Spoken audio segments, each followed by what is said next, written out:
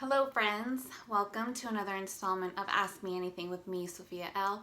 Today we're going to be going through how I stay focused and how you can stay focused no matter what is going on around you. Let's go. Sophia L. L-matic, back at it with the camera magic like Flash. El Fuego.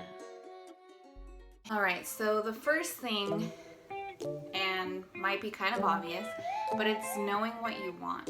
Now I'm going to give you a little bit of a backstory.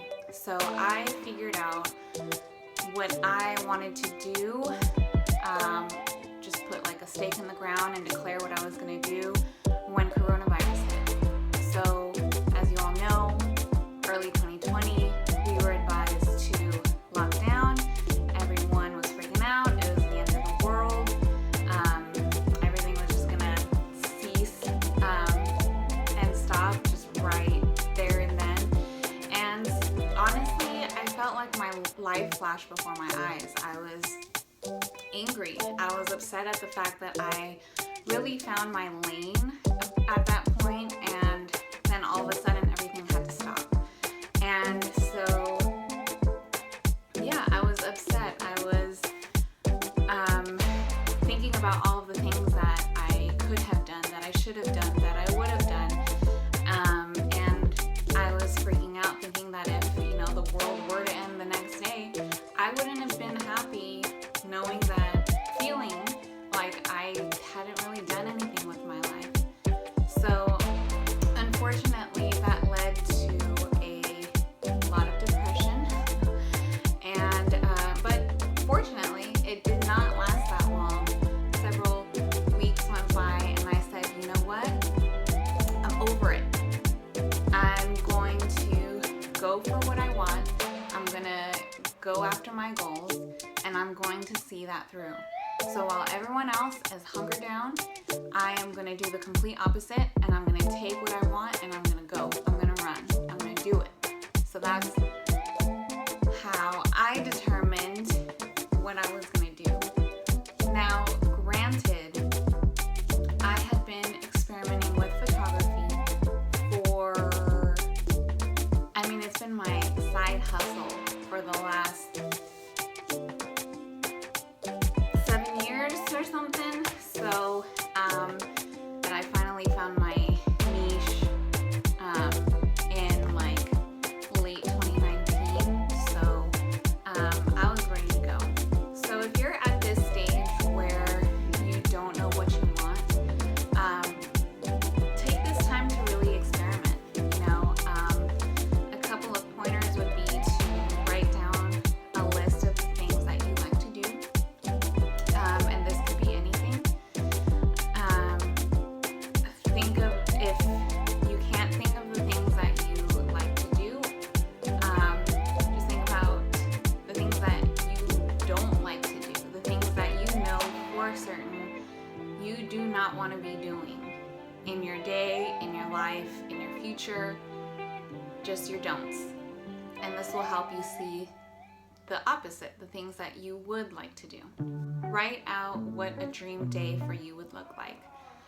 That can be from the time you wake up in your day to whether you go into an office, whether you are working for yourself, whether you have time in your day to read, time in your day to spend time with your family, have time in your day to work out. Whatever it is, write these things down. If you happen to be feeling overwhelmed with the number of things that you have in your list, that's okay. Try not to stress out about it. Be kind to yourself and legitimately look at every single option that you have. And if you can't narrow it down to a certain plan that you want to move forward with, that is your chance to experiment. And when I say experiment, I mean really experiment. If it takes a month to 3 months to really get your hands dirty with something, a type of photography, graphic design, whatever it is, use that time wisely and decide for yourself if that's something that you want to stick to. Once you narrow that down, and yes, I have notes,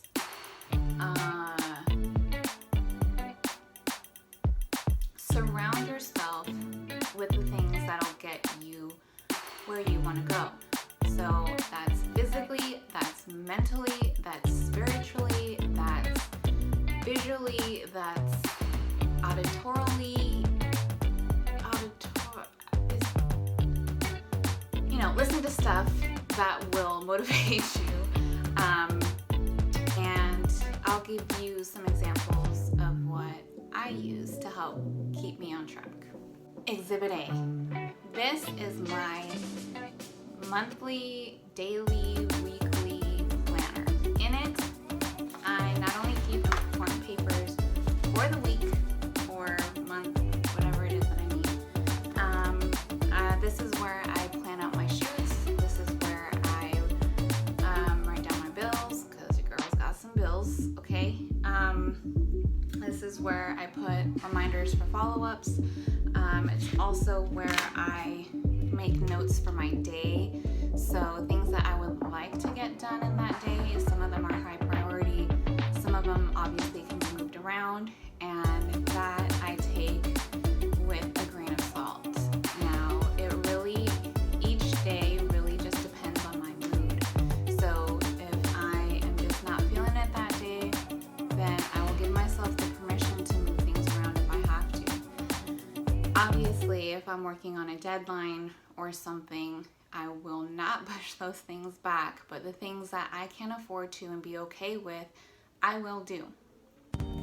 I also have in here things that I just keep in the back of mind, just if the opportunities present themselves, to just not forget that I can do those things. So I don't necessarily plan those, I just keep them in my little notes section right here, and just so that I can keep seeing it and be reminded of it. Exhibit B, my notebook.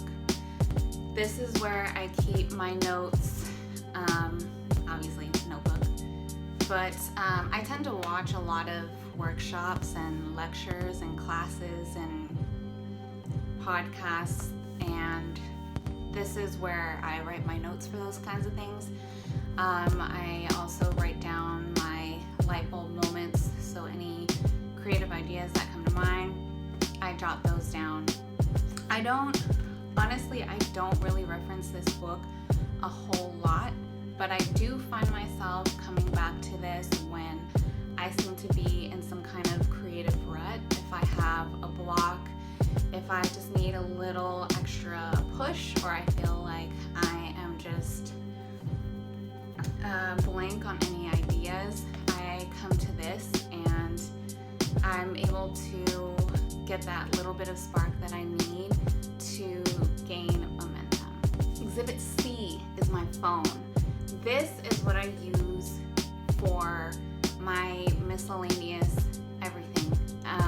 This is just kind of a dump for you name it, it's in there. So I have checklists for shoots to help me prepare for shoots so I don't forget things. I use this as a journal sometimes. If I wake up in a funky mood, I write it all down in here to kind of just work it all out on my own. What else? I notes for videos, for marketing strategies, for just ideas to keep in the back of my mind. I like to have this because I can just, I'm on the go a lot. I can pull this out, I can make my notes, I can save it there, I can come back to it at any point in time. I can add to it, I can remove things. Sometimes I even have to use this to write the things that I accomplished in that week. Sometimes I am very hard on myself and I feel like I haven't done enough, or that I haven't used my time wisely. And when I feel that way, I make myself sit down and write everything that I accomplished in my week, so that I can visually see, like, no, you're tripping, you did a lot, now go do something else. Other ways to surround yourself with things that'll help you work towards your goals. Our vision boards. It's nice to have around. I use a digital image board, and that's Pinterest. And I will go back to that once in a while. I don't really use it too much, but I know other people like it. Quotes. If there's just some quotes that you love that'll help keep you going, then write it on your mirror, write it on a board, keep it by the bed, make a poster out of it, make it fun, whatever it is that will keep your eyes on the prize. So when I was talking about things that you listen to, that would be podcasts, lectures, workshops, motivational speakers, things that you can download and listen to in the car on your way to work, when you work out, when you go out for a walk, just in your downtime.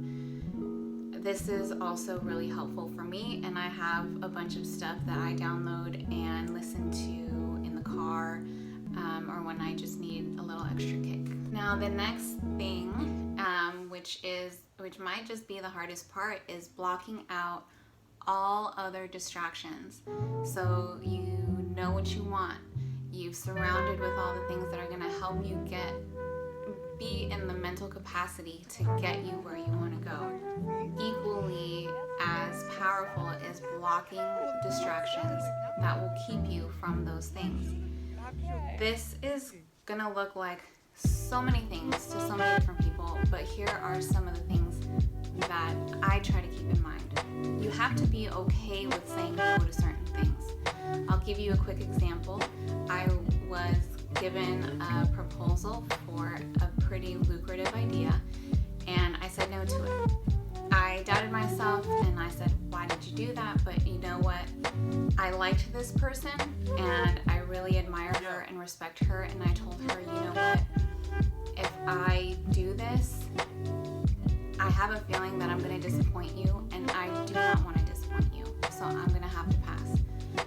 Why did I feel like I was going to disappoint her? Because as soon as I had the doubt about turning her down, I had a flash into the future of me hating my life because I was up until who knows what hour trying to meet a deadline, editing photos for something that I truly in my heart did not want to work on, and that would be keeping me from the things that I did want to work on.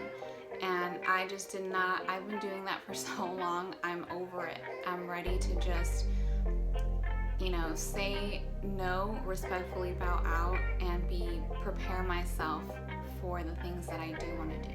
Another way to block distractions is learning how to compartmentalize.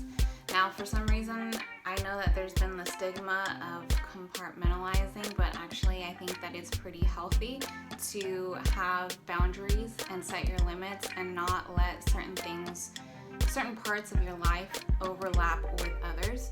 So this can look like different things to different people, but you gotta know yourself. This is a huge self-awareness game. You know your limits, you know your boundaries, you know when you should and shouldn't be doing certain things. So just acknowledging that and staying true to that is super important. Not getting caught up in the socials. So who cares about numbers? Obviously you want to know if something for you is working or not, but being addicted to your phone, addicted to social media, letting it control your life and what you do is totally the opposite of what you want, and it will totally 100% guaranteed keep you from that straight and narrow path. Lastly, and this is huge for me personally, is just being okay with not being perfect. If you are waiting to be perfect, you are never going to be ready, okay? So you gotta just let things go. Obviously, there are gonna be things that you can't control, and you gotta just learn to move on. If there's something that is not working, learn how to pivot and do something else. Turn negatives into positives. You really gotta get into that mindset of progress over perfection. And this is something that I am still working on, but I've been slowly but steadily learning how to let things go, and it has really propelled me on a momentum that I have been trying to get to for a long time. So I cannot stress that enough, is to just let go of that perfection, let go of waiting to be ready, because it's just going to cripple you in the end. And trust me, I am my own worst enemy, and there are some things that I feel that shouldn't be put out, or feel like they shouldn't be handed out. Maybe I don't feel like they're fully ready, but if I know deep down, like, hey, this one is okay to let go, I will just let it go and I will move on. And it is a huge relief, a huge lift off my shoulders.